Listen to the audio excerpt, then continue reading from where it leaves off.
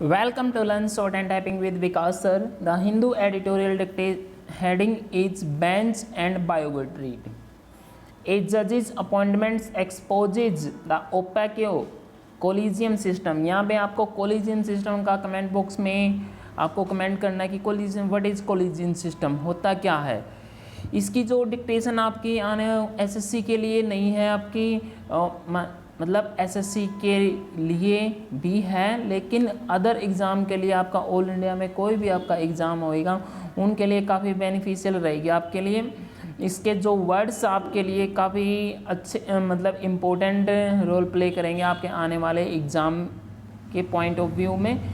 इसी के साथ शुरुआत करते हैं हम अपनी dictation. Be ready, start. The questionable elevation of advocate L. Victoria Gori as a judge of the Madras High Court epitomizes the problematic nature of the system of judicial appointment.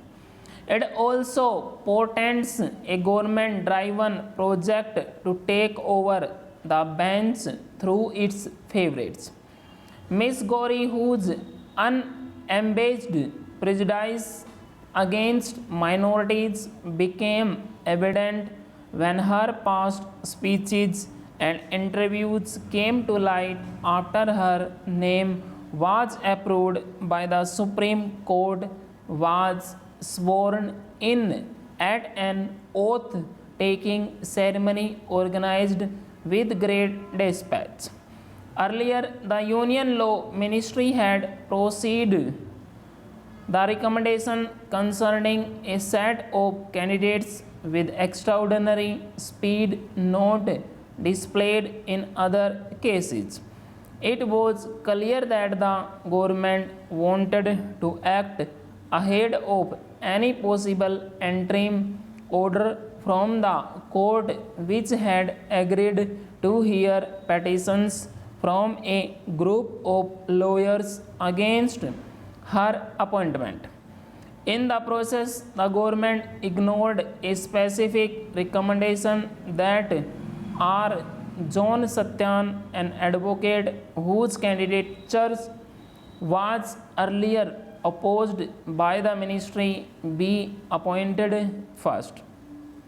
It is a clear message that the present regime would pick and choose among those approved by the collegium in a manner informed by its political preferences. That the government repeatedly has its way indicates that the conflict over the appointment process has reached a stage in which the collegium is constantly under pressure to yield to the executive's position on individuals if any meaningful progress is to be made on the perennial process of filling up vacancies. The challenge to Miss Gori's appointment was on the ground that had there been effective consultation and relevant information placed before the collegium, her appointment may not have materialized. Further, by her speeches denouncing Christians and Muslims, she had rendered herself ineligible to act without fear or favor, and that she could not be expected to dispense justice without discrimination on the ground of religion. However, the bench rightly rejected the petitions, observing that it cannot revisit the suitability of any appointee after the collegium had decided on it.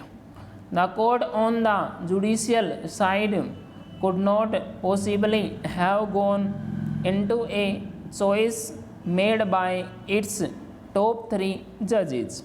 Indeed, it made no sense to refer the collegium's decision to a bench for review. It is apparent that the state government too had not flagged her extreme views. While political affiliation should not be disqualify anyone from judicial office, open bigotry ought to. It is also a signal failure of the collegium process that a controversial proposal could get past its scrutiny. What is needed is more than reform in the appointment system.